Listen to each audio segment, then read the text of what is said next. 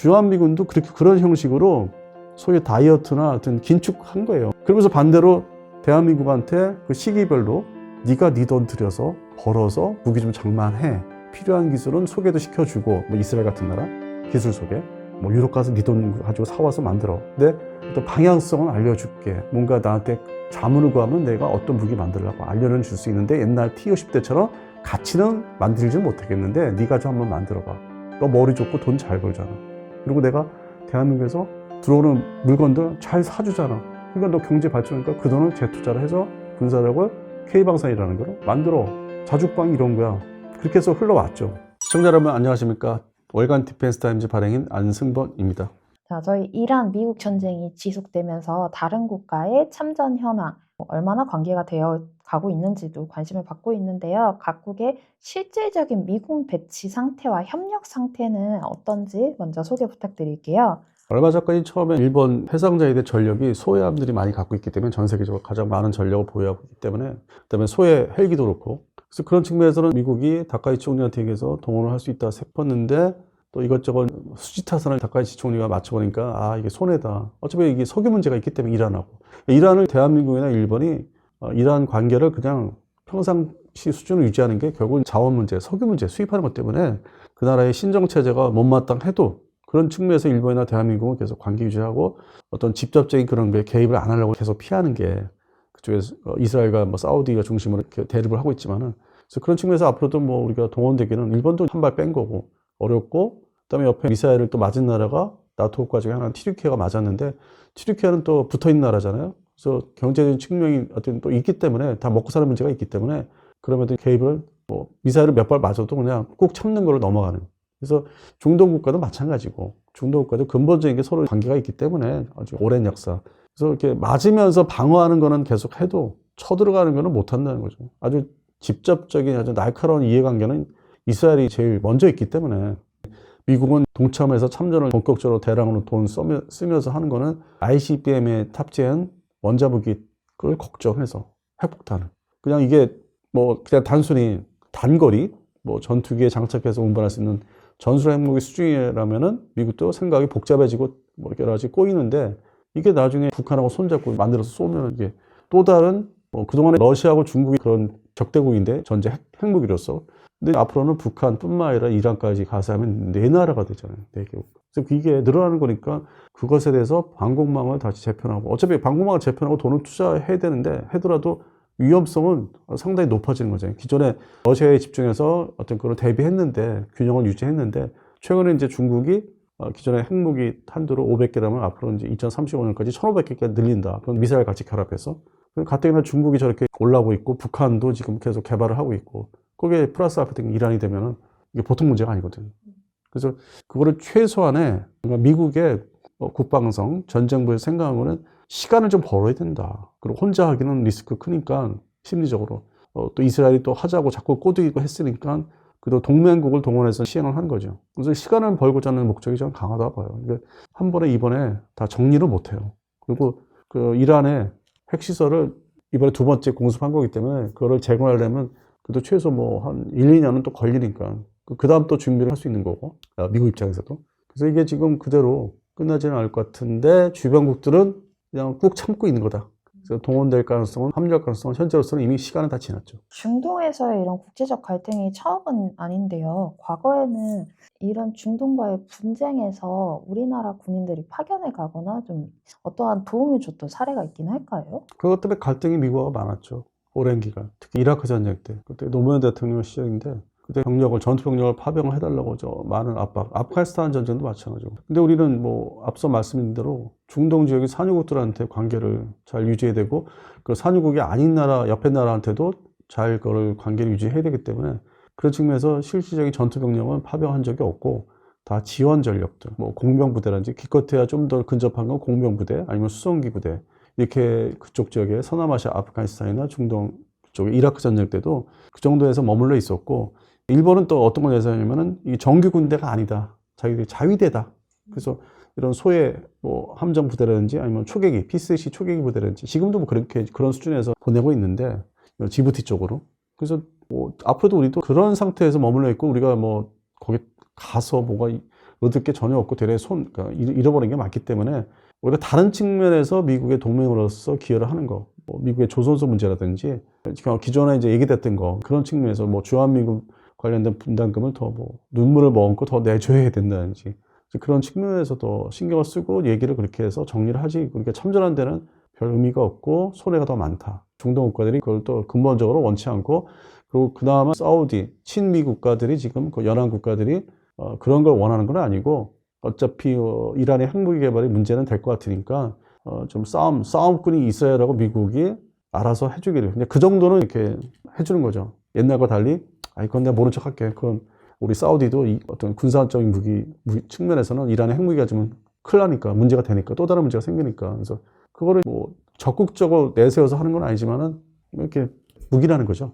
방치라기보다는 무기. 네, 방치는 아닙니다. 그리고 주한미군은 현재 동원될 수 있는 전력이 옛날과 달리 전투기 부대, 한 줌의 전투기, 오산에 있는 전투기 부대하고 지상군이라고 순환 배치되는 스트라이커 여단, 그 다음에 군수 지원할 수 있는 외관에 있는 부대, 부산에 있는 또 8부도 다 흩어져 있어요. 근데 그거는 이제 최소한의 유사시, 한반도 유사시 6.25 전쟁 때 경험을 살려서 이건 그래도 있어야 된다 하는 그런 정도 전력이지 이게 다른 데로 빼내갈 수 있는 그 수준의 전력은 절대 아니고 오히려 그런 빼내갈 수 있는 전력은 주일미군. 그러다 보니까 주일미군에서 지금 사세보, 우리 부산하고 가까운 사세보에 주둔하고 있는 미칠함대의 헬기 항모라고 있어요. 근데 헬기 항모에 F-35B 수직 이차형 전투기를 운영하는데 그 지금 함정이 그쪽으로 이제 재배치한다고 한 척이 있는데 재배치한다고 이제 기사는 났죠. 그래서 그 정도. 그래서 주일미군의 헬기 항모. 또 이거는 이제 어느 정도 이란의 방공망을 제압하고 제공권을 장악한 상태에서는 이 준 항공모함이라 하는데 이게 이제 도착하려면 며칠 걸리죠. 그래서 공습 전력을 보완을 해줄 수 있어요. F-35B라는 게 스텔스 공격, 전투 공격기이기 때문에 항속권이 짧아도 일조를 할 수 있기 때문에 그 부분을 이제 보충하기 위해서 보내는 게 주일미군 소속이에요. 그래서 그거를 먼저 이제 빼는 걸로 결정을 했고 주한미군 이제 전력 중에서 좀 쓸만한 게 이제 한반도 방어에 있어서는 패트리어트, 팩2, 팩3, 그다음에 이제 사드가 있는데 이 부분은 지금 중동으로 이제 빼가고 일부 빼갔지 않습니까? 근데 빼가도 문제가 없는 게 천궁2가 뭐 수십 개 포대가 우리가 공군에서 운영하고 있고 두 번째는 이제 미국의 사드를 대신할 수 있는 LSM이 그때 LSM 1형이 개발을 이제 거의 끝내고 양산 체제를 구축하기 위해서 준비를 하는데 뭐 일정상 내년 초에 배치를 시작한대요. 물론 이제 소량이지 뭐 대량은 아니고. 그다음에 제작사는 이제 LIG 넥슨은 아니고 한화 쪽에서 제작해서 납품해야 되고. 근데 제가 이제 일찌감치 방송에서 얘기했던 거는 이 이란전 시작하자마자 이거를 좀 뭐 수개월 당겨가지고 상징성을 가지기 위해서 사드가 자꾸 이렇게 뭐 문제가 되니까 한국판 사드인 LSM을 조기 배치를 하자. 그래서 많이 좀 얘기를 했더니 시중에서는 좀 이거를 동의하는 어떤 방송도 있더라고요. 그 나중에 빨리 배치하자. 땡기자. 수개월 땡기자. 그래서 그런 측면에서는 뭐 주한미군 전력이라는 게 옛날같이 뭐 빼간다고 해서 문제되는 건 아니고 전투기 전력도 이미 정리를 해서 군사에 있는 F-16과 일본 미사와 기지에 있는 F-16 그걸 다 모아가지고 오산기지에 60대 정도 규모로 만들어서 가지고 있는데 이게 알고 보니까 북한을 상대로 뭐 준비하는 게 아니라 이게 중국을 견제하려고 서해안에서 뭐 비행을 하다가 이제 뭐 훈련 비행하다가 그게 이제 압박하는 중국의 우리 쪽에 서해안이죠. 그쪽 반대쪽에 압박하는 비행을 근접 비행을 하다 보니까 이게 유사시에 양안 사태 때 오산기지에 F-16 부대 중에 3개 대대가 있으면은 한 개 중에 일본에서 이제 들어온 부대가 있는데 같은 F-16이 똑같은 건 아니고 이게 적 방공망을 부시는 대레이더 미사일 쏘는 전투기예요. 같은 F-16 중에서. 이게 합한 의미가 노전투기 뭐 교체가 아니라 작정을 했구나. 중국의 반대쪽 우리 서해안 태안반도 건너 쪽에 군사시설을 때릴 수도 있다는 걸 보여주는구나. 내놓고. 그래서 우리 정부에서는 이제 막 국방부에서 깜짝 놀랐죠. 이게 이런 거야? 이렇게 돼버린 거예요, 사실은. 그러니까 엄밀히 우리 국방부가 뭔가 소심해가지고 북한 눈치를 보면서 뭐 중국 눈치를 본다. 이게 뭐 그런 단순한 측면은 아니고 실제 이게 일어날 수 있는. 그러니까 주한미군이 바로 개입을 할 수 있다는 거죠. 양안 전쟁이라는. 그래서 위험성을 이제 알죠. 저도 좀 인정하고 있고. 그런데 그게 다죠. 그리고 이제 대탄도탄 요격미사일들은 이제 일부 빼갔고. 그러면 나머지가 뭐 항만 8부대 관리하는 부대. 그 정도로 남죠. 스트라이커 부대는 언제든지 그렇게 순환 부대니까 의미가 없고. 그래서 주한미군은 사실 뭐 미사일 부대 그 이상 빼갈 거 없고 다만 이제 소규모 부대가 하나가 있어요. 지금 이게 그쪽 지역 호르무즈 해협에서 문제가 되는 게 길에 설치하는 게. 근데 대량 설치를 못했고 사전에 이제 미국이 이란 해군의 어떤 함정들을 웬만한 걸 다 이제 파괴를 격침을 했다고 하는데 그래봤자 뭐 초계함까지고 큰 배 그렇게 큰 우리가 생각하는 그 함정을 격침한 거는 뭐 그 유조선으로 개조한 그 뭐 드론 항모 그거 하나고. 그래서 많이 파괴했는데 나머지 소형 보트 위주로 드론을 이제 수작업해서 이렇게 2개씩 갖다 퉁 치는 거. 그래서 그게 이제 깔려있기 때문에 대량은 깔리지 않았지만 그걸 또 제거를 해야 되기 때문에 또 일본 해상자위대가 뭐 참전을 못하니까 그러면 뭘 얘기하는 겁니까? 할 수 있잖아요. 포항기지에 그 임무를 수행할 수 있는 미 해군 소속의 기대 제거 헬기가 들어와 있어요. 배치가 돼 있어요. 그거를 대한민국 한반도에서 동해안에 원산 앞바다의 기대가 이제 그때 부설한 경험이 옛날 6.25 전쟁이 있기 때문에 그걸 상정해서 동해안 쪽에 북한이 기대를 설치했을 때 대응하기 위해서 미 본토에 있는 서해안에 있는 기대 제거 헬기 부대가 파견대가 들어와 있어요. 2대가. 근데 그거를 이제 제가 일본의 헬기 항모하고 이제 연관 짓는 게 그게 이제 자력 기동을 이제 포항 기지에 떠가지고 포항 공항입니다. 기지가 2대가 떠서 그 항모 헬기 항모 내려서 싣고 이제 가는 거예요. 그럴 가능성이 좀 보여요. 그래서 일단 대비를 또 하는 거죠. 그게 이제 기대 제거하는 헬기니까 바로 투입할 수 있는. 이게 MH53E라는 그 헬기인데 그냥 간단히 그 사진에 이제 검색하면 나오니까 볼 수 있는 게 스케이트라는 걸 끌어요. 그러니까 헬기가 이제 있으면은 그 뒤에 램프 도어를 열면은 밑에서 이렇게 연계를 이제 끌고 다니는 이제 말 그대로 이렇게 뭐 끌기잖아요, 우리가. 뭐 애들 태울 때 끌고 다니는 뭐 썰매 같은 거 있잖아요. 뭐 그런 형태예요. 거기서 이제 어떻게 폭발을 유도를 한다든지 직접 아니면 접촉을 한다든지 그런 시스템이 이제 돼 있는 거죠. 그거를 이제 해상에다가 이제 띄워서 공중에서 비행하면서. 그래서 그런 장비가 3가지를 갖추고 있어요. 종류별로. 그래서 그게 평상시에는 어떤 존재의 가치나 멋으로 따지면 참 저건 뭐야. 또 뚱딴지 헬기는 왜 우리 포항 기지에 있어? 공항에 있어? 몸체는 큰데? 근데 이럴 때 사용하려고. 그것도 이제 대북한용, 동해안에서. 근데, 미국 입장에서는 야, 빨리 그거 제일 이게 이란 지역하고 이제 이 동부아시아 대한민국 있고, 또 미국의 서태평양 그쪽에 캘리포니아 주 쪽에 있는 부대들이 있고. 근데 전체, 미 해군의 그 대수는 25대를 가지고 있다고 하더라고요. 그래서 일단 제일 급하게 포항 기지에 있는 거는 싣고 가서 대비를 하고 아니면 제거를 한다든지. 그 다음에 이제 미 본토에 있는 거를 C-17 수송기에 이제 다 이렇게 접어서 뒷날개 접고 뭐 로타 접어서 싣고 가서 배치해서 합류를 시킨다든지. 그래서 결국에는 미국 혼자 스스로 그걸 대비하는 거는 이제 작전 들어갈 수 있는 건 정도고 유럽의 소위함들이 좀 있었는데 옛날에 유럽도. 근데 이거를 야금야금 나토군에서 이게 화력이 없는 함정이다 보니까 동유럽에 그루지아, 조지아라든지 뭐 라트비아 이런 나라들한테 원조를 많이 해줬어요. 그래서 최근 기사에 나온 거는 그건 이제 다 줬기 때문에 없는 거예요. 나토군에는. 그럼 결국 미국 혼자, 미 해군 혼자 일본 자위대가 능력이 되는데 못 갑니다. 저희 거기에 휩싸이면 안 됩니다. 이래서 안 되문이다 하니까 혼자 할 수밖에 없는 게 미 해군의 MH54 헬기 전체를 동원할 수밖에 없는. 그러다가 이제 하다 보면은 또 불행한 일이 일어날 수 있는 게 격추가 될 수도 있죠. 헬기니까 그쪽 지역에서 작전을 하다 보면. 그리고 또 이게 오래된 헬기다 보니까 요즘에 추락사고 많잖아요. 미국의 공중급이 막 추락하고 뭐 부닥쳐가지고 그런 측면에서 또 손실이 좀 예상이 좀 하고 있어요. 저는 손실이 일어나지 않을까. 그래서 하여튼 주한미군 쪽에서 전력 남은 거는 하여튼 유력한 거는 포항기지에 있는 그 MH53이 2대로 전 보고 있습니다. 이번에는 완전히 가상 시나리오로 가볼게요. 주한미군이 이번에 이란과의 전쟁에 좀 직접적으로 적극 개입을 해서 참전을 하게 되면 어떤 충돌이 벌어질지가 좀 궁금한데요. 우리나라도 이란의 좀 적극적인 보복 대상이 될지도 궁금합니다. 근데 이제 미군이라는 게 세력이 1991년도 걸프전 때 2월달 걸프전 때를 막강했는데 온갖 구형 무기, 신형 무기 다 갖고 있던 시절이고 냉전 그 막바지에 그렇게 장만을 해서 비축을 한 상태에서 가지고 있는 상태에서 아주 멋지게 자기들이 이제 전쟁을 수행한 거고 아주 전 세계적으로 자랑할 수 있는. 근데 2003년도에 오면은 그 과거의 전력이 다 구형 전력을 다 버리기 때문에 축소가 됐고 1차적으로. 그래서 자기들이 편법을 쓴 게 바그다드만 점령하면 끝낼 수 있다. 후세인만 잡으면 다 끝난다 해서 또 편법을 이제 사용해서 달려간 거예요. 그 고속도로 이용해서 그냥 바그다드까지. 근데 목적에 맞게 성공을 해서 2003년도 전쟁을 그렇게 해서 억지로 종전을 시킨 거고. 아프가니스탄은 대테러전 중심이니까 순환 병력을 투입해서 나토군 끌어들여서 뭐 덴마크군까지 영국군도. 그래서 최근에 이제 외교 문제가 됐던 게 니들 돌아달라고 했는데 뭔 소리야 이제 그게 대한 뉴스에서 그런 얘기고. 그 아프가니스탄 전도 비정규전이었고 어떤 공습전은 대규모가 아닌 어떤 산발적인 어떤 순환 배치. 뭐 미 본토 부대라든지 유럽 주둔 부대. 그렇게 해서 그걸 버티고 이제 2021년에 다 종결진 거고 수송기 중심으로 다 급히 다 퇴출한 거고 다 사람들 태우고. 그리고 지금 상태에서는 이게 점점 왜 과거의 역사를 말씀드리면 점점 그 전력이 줄어들어요. 왜냐면 구형무기나 구형 전투기 계속 퇴역시키고 돈을 절약하기 위해서 고성능 위주로 오다 보니까 점점 이렇게 줄어들어요. 세력이.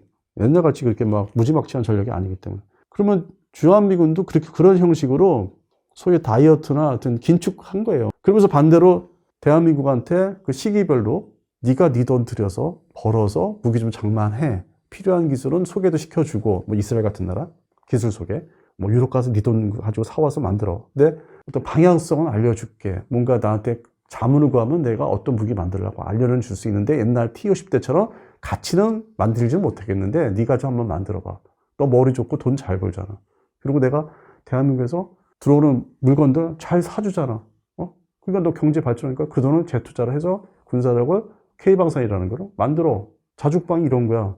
그렇게 해서 흘러왔죠. 그러니까 이제 반대로 미국의 파견 군사력은 어떤 실제 실물보다는 뭔가 가볍게 들락달락 할 수 있는 장갑, 전차에서 장갑차로 바꿨고, 그게 스트라이커 여단이고, 상징성으로 일개 여단은 배치해야만 북한을 견제하고, 그러니까 미국에서 관여를 한다는 걸 보여주기 위해서는 어떤 좀 심리적으로, 그래서 일개 여단 가벼운 부대가 지금 오늘 이 시간에 훈련하고 있어요. 연천에서 미군하고 이제 도하훈련. 그래서 그런 측면이 있고, 근데 또 보니까 해군 부대는 원래 해군 해병대는 일본 중심이고 전통적으로 육군은 이제 그렇게 줄였어요. 최대한 줄였어요. 그리고 전차하고 뭐 브래들리 장갑차는 그 구미 쪽에 외관 쪽에 비축하는 거 유사시에 사람만 몸이 와서 타고 나가서 싸울 수 있는 한 1개 여단 분량만 저장한 창고에다가 사람은 없고 전투 병력은 그건 다 돈이 들어 월급 줘야 되니까 그래서 관리하는 군무원들 중심으로 운영하고 있고 그게 외관에 존재하고 그러면 이제 전투기인데 전투기도 F-16하고 A-10 공격기라는 두 가지를 이제 전통적으로 81년부터 유지를 했는데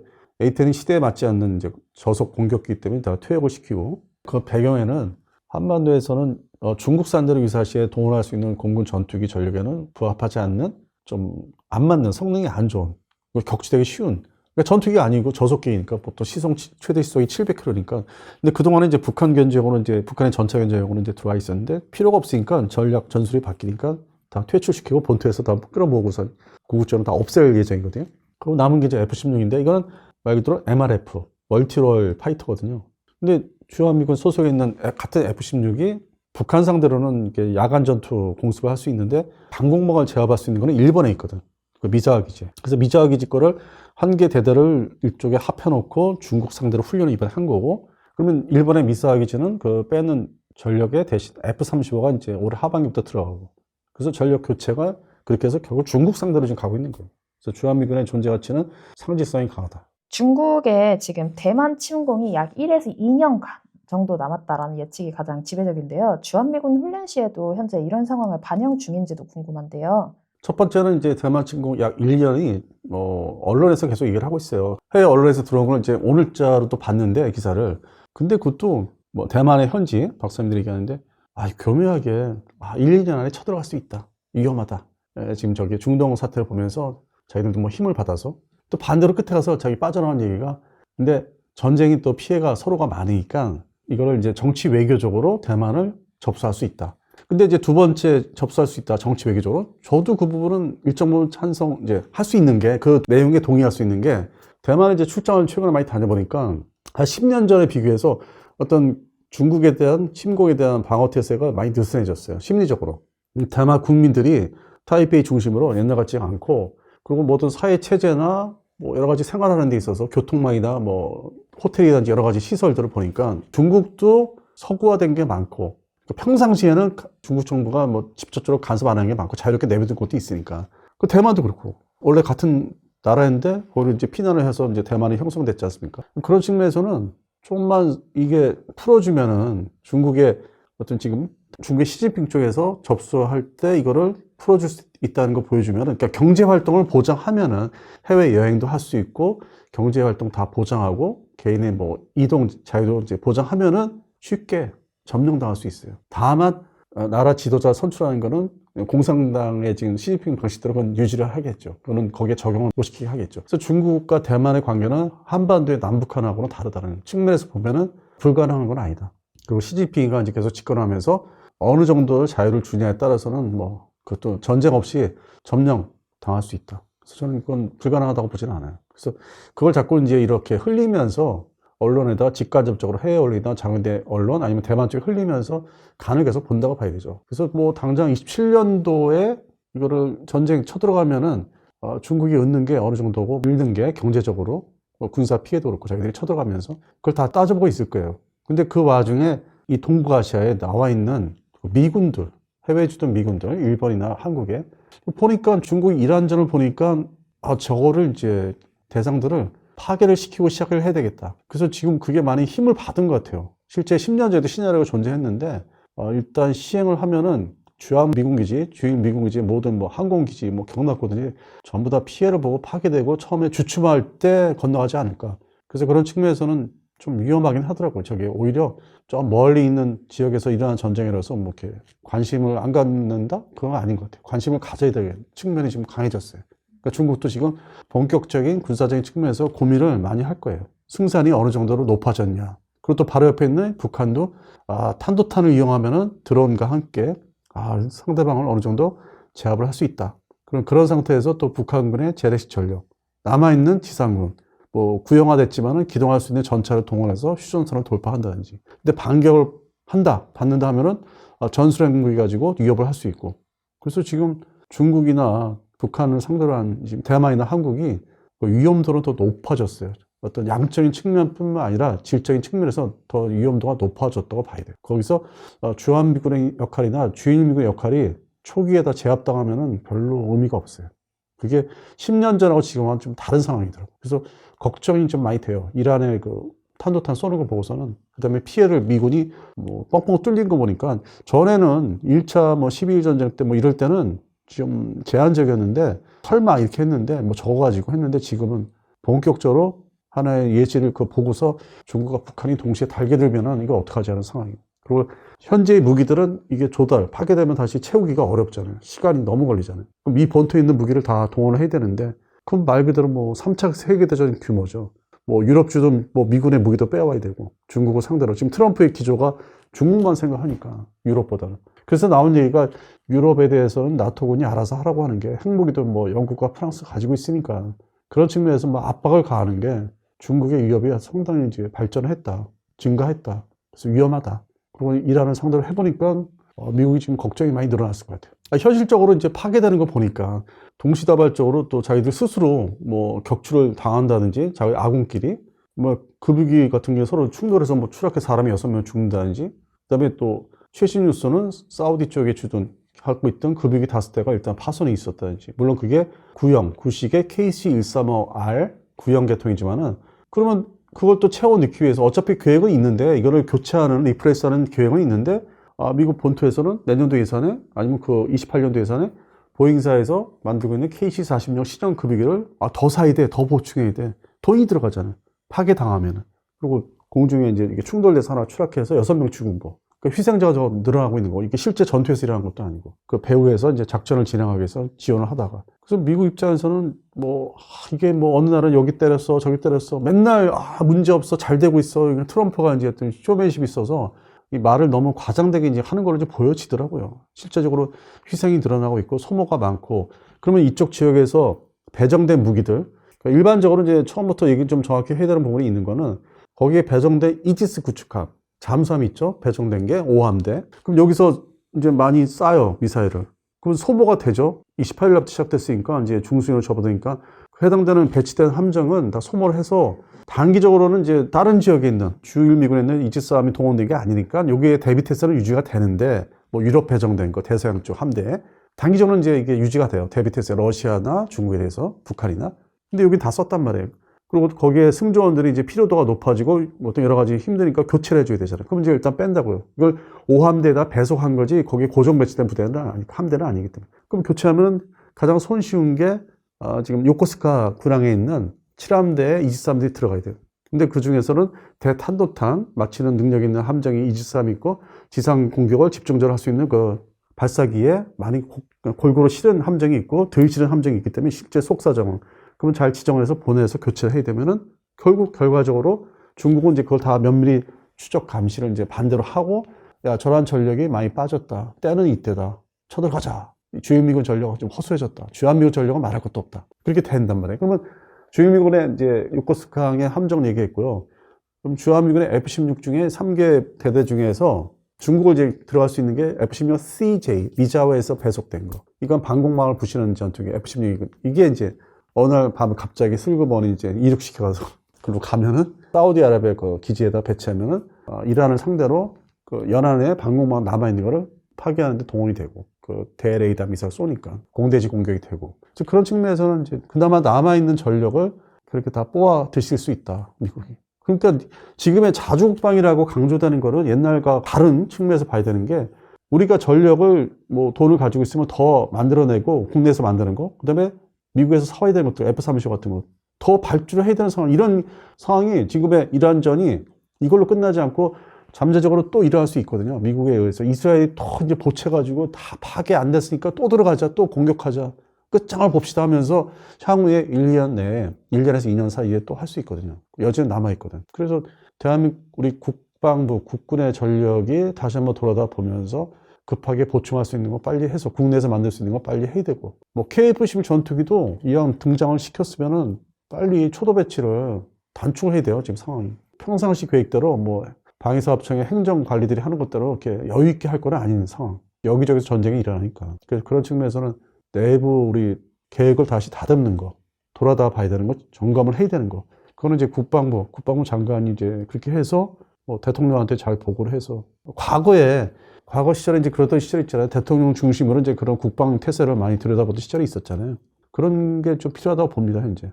이건 뭐 정파를 떠나서 말씀드리는 거예요. 이걸 뭐 정치적으로 해석하지 마시고, 나라 지켜야 되니까, 보존해야 되니까. 그래서 군사적 측면에서는 해당되는 현재 집권하고 있는 그쪽 행정부에서 이거 신경을 더 써주십사 하고 부탁 말씀드리는 겁니다. 저희 그러면 이번에는 미국과 쿠바 충돌, 다음에 아예 공식적으로 언급이 됐었잖아요. 네, 지금까지처럼 오전, 기습, 지도자 제거 이 세 가지가 굉장히 빠르게 이루어질까요? 협상을 지금 하고 있대요. 쿠바하고 미국의 담당 행정부에서. 미국에서 원하는 대로 좀 방향을 좀 제대로 바꿔라. 경제 문제도 있고. 그리고 무엇보다도 지리상으로 베네수엘라하고는 비교가 안 되게 아주 바로 앞에, 마이애미 바로 앞에 있죠. 그러니까 쉽게 생각하면 금방 쳐들어갈 수 있고, 플로리다 반도에 있는 군사기지를 최대한 활용하고, 미 본토에 있는 군사력을 최대한 활용해서 미 본토, 뭐 주 바위군 포함해서 할 수 있는 것 같은데, 아니, 저렇게 지금 중국 상대로 전쟁 대비해야 되고, 저렇게 전쟁하고 있고, 유럽에서는 또 러우 전쟁 지속되고 해서 그것도 신경을 곤두세워서 봐야 되고, 대비태세가 또 나름대로 준비가 진행돼야 되고, 그런 측면에서 또 들어간다? 그건 무리인 것 같습니다. 제가 볼 때는. 그리고 근본적으로 쿠바라는 나라가 육해공 전력을 냉전 시절 때 잘 소련의 지원을 받아서 소비에트 연방 잘 가지고 있었는데, 그 냉전이 끝나면서 붕괴되면서 공군 전력하고 해군 전력이 있으나 많아요. 그러니까 거의 비슷해. 이게 현상이, 이게 구소련이 붕괴되면서 공급하던 무기들이 다 이제 형편없이 이제 노후화돼 낙후돼서 30여 년이 지났으니까 그날부터 40년째 지금 가까워지니까, 그래서 쿠바 공군 해군도 있으나 마나한 거고. 그러니까 뭐 들어가는 건 쉬워요. 근데 이게 이제 지역이 가깝다 보니까 미 해병대 중심으로 상륙한다든지 미군 같이. 근데 쿠바 군이 그동안에 냉전 시절 때 아프리카라든지 뭐 앙골라라든지 여러 지역, 중동 지역, 하여튼 뭐 지금은 용병으로 또 저 러시아 쪽에 들어와도 있지만은 특히 아프리카 그쪽에서 하여튼 근성이 굉장히 강한 그 군대로 지금 알려져 있어요. 그러니까 게릴라전에 능한 걸로. 그러니까 쉽게 볼 수 있는 상대는 아니라는 거. 그러니까 공군과 해군 전력이 없어져 사실상 뭐 없더라도, 그래서 지상군의 어떤 소총과 중심으로, 아니 뭐 RPG-7 대전차 로켓포라든지 이런 운반할 수 있는 것들, 뭐 전체도 충분히 지금 가지고 있으니까. 그래서 그거를 과연 해야 될까? 뭐 리스크가 상당히 존재하는데, 그래서 이거는 이제 여러 가지 전쟁을 벌려놓고 있으니까 미국 입장에서는 또 대비하는 지역도 한반도도 있고, 외교력을 발휘해서 최대한 받아내고 좀 타협을 해야 되지 않을까. 이건 쳐들어가는 건 저는 반대입니다. 그리고 그만큼 쿠바가 카스트로 이후에 사후에 많이 약해졌기 때문에 그 나라 일반 국민들이 그쪽에서는 인민이라고 할 수 있겠죠. 체제가. 인민들이 또 서구 문화를 많이 접했고, 우리 대한민국이 이제 어느 순간부터 관광객이 들어가고 해서 많이 이게 개방이 돼 있기 때문에 그거를 좀 잘 타협을 하면은, 그러니까 줄 거를 좀 주고, 이득을 좀 주고, 미국 입장에서. 그렇게 해서 진행을 해서 전쟁을 좀 안 했으면 좋겠어요. 이거는 안 벌렸으면 좋겠어요, 이거는. 그래서 현재 협상을 하는 거를 잘 좀 하길 바라고 있습니다. 그러니까 베네수엘라 그 만만한 데를 하나 이제 시범 케이스를 보이고, 하나의 이제 사례를 보여주고 이제 협상으로 돌입하는 게 이제 최종 목적지는 이제 쿠바가 되는 거죠. 이거 뭐 여러 차례 말씀드렸지만 첫 번째는 이제 양안 사태. 중국과 대만. 그게 이제 첫 번째고, 이제 그거의 여파로 인해서 영향을 받아서 한반도. 역사적으로 이제 이렇게 뒤돌아가면은 1949년 중국 본토에서 대만 지금의 사람들이 쫓겨난 거. 그게 1949년에 이제 해서 중국 지금의 정부가, 최초 정부가 이제 수립이 된 거. 그걸 보고 있던 북한의 김일성이가 러시아제, 소련제 무기를 장만을 어느 정도 한 상태에서 바로 쳐들어가면은 이거를 통일을 시킬 수 있다. 중국도 저렇게 하는데, 내쫓는데. 그래서 그 당시에 북한 김일성의 생각으로는 최소한 지상에서 이 대한민국 행정부하고 국군을 쫓아내서 제주도로 쫓아버리는 최소한의 이제 그거를 이제 상상을 했었던 거고. 그래서 벤치마킹을 한 게 여행이 그 당시에 1949년, 1950년도가 연관이 돼 있고, 그 당시에 미국은 가장 실수를 지금 와서 이제 현재 와서 실수를 했다는 게, 그 당시에 중국 그 문제, 쫓겨나는 거를 너무 관여를 안 했다는 거. 그걸 후회를 이제 어떤 정치인들이나 학자들에 따라서 하죠. 근데 그 당시에 미국이 그럴 수밖에 없는 게 중국에 대해서 평상시에 대일본전을 할 때, 2차 태평양 전쟁을 할 때 중국에 대해서 미국은 공산당, 그다음에 이쪽 대만 국민당이죠. 양쪽을 다 지원을 하고 어떤 협력 관계였기 때문에 그거를 그렇게 막 한쪽으로 편향되게 할 수가 없었던 그런 생각들을 가진 정치인들 많았고, 군부도 그랬고. 그래서 수수방가 하다가 이제 그게 순식간에 이제 본토가 이제 지금의 공산당이 다 점령을 하게 된 그런 원인이 있었고, 또 한반도에서는 소련이 이제 북한에서 외형적으로 철수했기 때문에 대한민국에서도 이제 주둔 병력을 철수해야 되고, 또 미국 본토는 군비 감축, 병력을 계속 이제 거꾸로 줄이던 시절이기 때문에 무기도 줄이고, 그다음에 이제 신형 무기도 제트 전투기 도입은 이제 하고 있었는데 그런 쪽에 신경 썼지만은, 그래서 군비 감축 하던 시절이었고, 그게 모든 거를 이제 북한도 다 따져본 거죠. 술을 따져보니까 제일 약할 때다 미국이라는 나라가 대한민국을 만들어냈는데, 그래서 그런 측면에서는 바로 이제 전쟁으로 이제 시작이 된 거죠. 근데 일본의 입장은 이번 기회를 이용해서, 우리는 이제 저 같은 경우는 이제 탄도탄이 위협과 파괴되는 그 경납고 이거 보면서 참 걱정을 많이 이제 시작을 했는데, 일본은 이걸 뒤집어서 그러니까 우리가 그동안에 탄도탄이나 순항미사일을 안 가지고 있었지 않냐. 그리고 다카이치 내가 법을 개정하는데 저거 봐라, 위협을. 이 중동에서의 위협이 러시아도 그렇고 러우 전쟁도 그렇고 다 미사일 아니냐, 중동까지. 근데 이거를 잔뜩 갖고 있는 게 바로 앞에 있는 중국과 북한인데, 이쪽 부분에 대해서 예산을 2027년도 예산부터 더 증액을 해주세요. 우리도 이용합니다. 그러니까 이거는 이제 미국도 원하는 거지. 일본이 미사일을 많이 가지면은 마치 이스라엘이 이제 전투기를 최대한 정밀 투입을 하니까 정보망을 통해서, 한편으로는 아시아에서는 미국이 일본한테 이걸 원하는 거죠. 좀 해라. 내가 지금 토마호크 거의 다 써서 만들어내려면 1년 이상 걸리는데, 너희가 뭐 12식 지대함 미사일이라든지 뭐 그걸 지대지화 시킨다든지 독자적으로 설계한 거는 그건 별도로 빨리 만들어. 설계도는 너희들이 만드는 거니까. 그리고 토마호크 크루즈는 내가 이제 주기 시작하는데, 여기서 많이 소모를 했으니까 저번에 우리 서태평양 캘리포니아 쪽에 해군기지에 이지스 구축함이 일본께 와서 뭐 좀 심는 거를 해봤는데, 요건 좀 미루든지, 뭐 이제 그런 또 조정을 하죠. 무기 체계의 수급 조정을 이제 할 수밖에 없는데, 일본산 이제 그런 정밀 무기들이 본격 등장할 기회를 잡은 거죠. 그리고 일본에는 뭐 저 같은 이런 군사 평론가나 매니아들이 엄청 많아서 그 세력들이 또 극우 보수에 어떤 이렇게 압박을 줄 수 있어요. 저걸 봤는데 우리 미사일 계획을 잡았으면은 그게 한 10여 종 되거든요. 그러한 미사일들이. 일본이 장만을 하겠다는 게 국산도 있고 미국산도 있고 뭐 저쪽 노르웨이산도 있고 뭐 공중발사식도 있고 뭐 함정발사, 잠수함 발사까지 다 이제 얘기를 하는데, 지상발사. 본격적인 군비 증강이라는 게 그런 기회를 삼아서 할 수밖에 없고, 이제 하려고 하는 그게 다 예산화 돼야 되잖아요. 돈을 투입을 해야 되니까. 그래서 일본은 오히려 속으로 잘 됐다. 명분을 잡았다. 근데 이제 중국이나 북한, 특히 중국에서는 너는 가지면 안 돼. 옛날 2차 대전 때 너 아주 무서운 짓을 많이 했고 나쁜 놈이잖아. 너는 가지면 안 돼. 근데 이게 소위 민주국가가 되고 이제 일반 미국식의 나라로 이렇게 그런 바뀌었는데, 옛날 그런 시대가 아니잖아요. 태평양 전쟁 때 그런 시대가 아니기 때문에 일방적으로 중국이 일본한테 그걸 강요한다는 것도 안 먹히죠. 나는 너를 때려잡아서 미사일 쏠 테니까 너는 다 먹어. 맞아. 벌 받아. 옛날에 난징 대학살 너도 이걸 먹어야 돼. 받아. 그걸 강조한다고 이게 반대쪽 입장에서는 설득력이 있다? 없죠. 그래서 좋은 게 다카이 총리는 지금이야말로 이제 우리가 드디어 미사일을 다종다양하게 가질 수 있는 기회가 왔다. 그런 기회를 삼고 있는 거죠. 그럼 미국에서 지금 트럼프 다음으로 또 공화당이 집권을 한다면 지금 같은 군사적으로 호의적인 기조가 좀 유지가 될지, 아니면은 좀 이거를 마무리하는 기조가 될지도 궁금해요.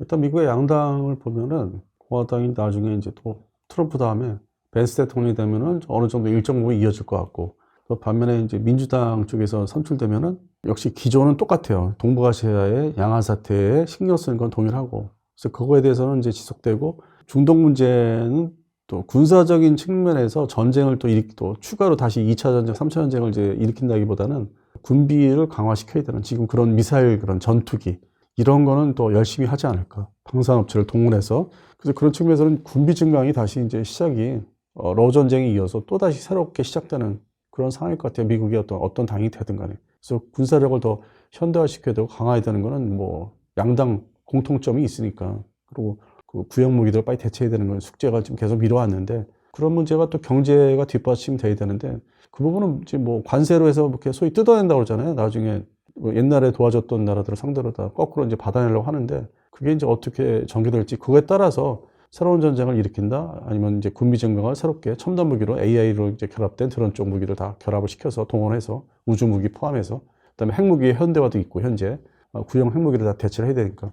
또 그런 기조, 기본적인 거는 계속 이어가는데, 그 시간과 뭐 속도, 양, 얼마큼 분량을 이제 만들어낼지, 그거는 동일하다고 봐요. 양당이. 미국의 다음 집권 세력도 기본적으로. 그러니까 그걸 해외에 나가서 싸우느냐, 아니면 자기 내부에 내실 있게 뭔가 준비를 더 이렇게 교체를 해서 해나가느냐. 그건 뭐 기본적으로 이제 군사력에 대한 거는 동일하다는 거죠. 어떤 증강, 현대화 해야 되는 거는 과제를 똑같이 안고 있다는 거는. 네, 그럼 마지막으로 우리나라 현 상황에서 가장 먼저 대비할 부분에 대한 조언 부탁드립니다. 대한민국 이제 국군의 문제는 육군, 땅이 딱 붙어 있으니까 DMZ. 육군의 전력도 소홀할 수 없고, 그다음에 해군 전력도 주변국이 워낙 강력한, 특히 중국 해군 전력이 워낙 이 수직 발사기를 탑재한 이지스급들의 함정을 계속 찍어나가고 있기 때문에, 다시금 현재 해군도 지금 뭐 질적으로 떨어지는 것 같고, 그다음에 양적으로도 좀 모자르고, 또 공군도 지금 정밀 전투기가 이제 5세대 전투기로 옮겨가고 KF-11이 이제 만들어질 거긴 한데, 근데 그 시간이 또 걸리잖아요. KF-11 전투기를 또 만들어서 배치하고 또 익숙한 무기로서 사용하려면. 그러면 그 사이에 주변국이, 특히 중국이나 북한이 뭔가를 기회를 잡으면 기다려주거나 이런 게 아니기 때문에, 현재 어떤 군사력을 어떻게 이걸 효용성으로 좀 더 짧은 시간 내에 유지를 할 수 있을지가 좀 여러 가지 얘기가 되고 있는데, 그러면 이게 좀 역설적으로 해서 대비를 좀 더 빨리 할 수 있는 거는, 드론 무기 체계는 구비를 좀 해야 되는 건 그건 전 기본적으로 찬성해요. 근데 급하게 서두다 보니까 뭐 이상한 업체가 아닌 업자들이 뭐 중국산을 조립해서 뭐 어떻게 사주세요, 무슨 그런 거는 좀 배제를 하고, 국내 대형 방산업체, 뭐 가장 먼저 시작한 LIG 넥스원, 그다음에 풍산, 그다음에 요즘에 이제 AD대하고 이제 손잡고 뭐 만들어내는 샤이드, 한국형 샤이드 대한항공 이제 만들어야 되는데, 그런 부분은 좀 투자를 해야 되지 않을까? 27년도 예산에 좀 본격적으로 보강은 해야 돼요. 안 할 수는 없고 해야 되는데, 국방부나 방위사업청 그렇게 한다면은 드론 무기체, 정규 드론 무기체에는 이제 빨리 구비를 하고 완비를 해야 돼요. 시간이 없어요. 빨리 할 수 있는 거. 기존의 전투기 도입 사업이나 만드는 거나 전차 도입, 4차 양산, KD 전차, 뭐 KDDX라든지, 이건 워낙 시간들이 걸리고 돈이 많이 들으니까 그건 그대로 행정 절차에 맞게 할 수밖에 없고, 방위사업청 중심으로 뭐 ADD가 개발하는 것도 있고. 근데 이런 이제 급한 것들은, 긴급 소요되는 것들은 대기업을 좀 참여시켜서 획득을 하면은 보완이 될 거고, 북한 대비 이게 우선이니까. 그다음에 좀 더 시간을 두고 5년에서 10년 사이에 주한미군 전력을 대체할 수 있는 거를 또 증가를 시켜야 된다는 거. 이제는 자주국방이라는 게 재래식 전력이 미국이 원하는 대로, 전작권도 얘기하지만은 그거는 우리가 전적으로 이제 다 가지고 있어야 되고, 핵무기만 빼서 핵무기만 이제 미국이 해주겠다는 거거든요. 결국 궁극적으로는 미 본토에 있는 뭐 미니트맨 3라든지 뭐 트라이덴트 D5 미사일, 그다음에 폭격기 B2, 뭐 B-52H 폭격기, 이런 3대 트라이어 축이죠. 3대 축. 이거는 이제 한반도에서 뭐 북한이 핵 공격을 하면은 보복을 이제 그러한 무기체를 사용해서 해준다는 거를 이제 최종 그거는 이제 확보를 이제 장담을 하는 건데, 물론 이제 아닐 경우도 있다고 얘기를 하지만, 학자들 따라서. 근데 어쨌든 그거는 외형적으로 한미 동맹에서는 그건 담보가 되고 있으니까, 재래식 무기에 지지부진한 모자란 것들은 빨리 해야 되는 거예요. 그러면 국방 예산이 중요한데, 결국 현 정부에서 첫 해부터 얘기했던 대로 이제 국방비 증액인데, 초기에는 사실 인건비, 병사들한테 월급을 늘려준다든지, 그다음에 그것 때문에 부사관 또 월급을 더 늘려줘야 되고, 장교 처우도 있고, 뭐 관사 문제도 있고. 그래서 그거에 또 매몰되다 보면은 전력 증강은 또 소홀히 할 수밖에 없기 때문에, 국방비를 뭐 눈물을 머금고, 경제 문제 때문에 눈물을 머금고 대폭 증액을 해야 되는 거예요. 사람에 대한 거, 병력에 대한 거, 무기 급하게 사야 되는 거, 그다음에 지속적으로 개발해야 되는 거를, 그거에 대한 예산 투입과 투자가 내년도에는 좀 올 하반기에는 우리 행정부에서 좀 더 신경을 써주시면 국민의 한 사람으로서는 좀 안심을 좀 할 수 있지 않을까. 오늘 말씀은 여기까지 드리겠습니다.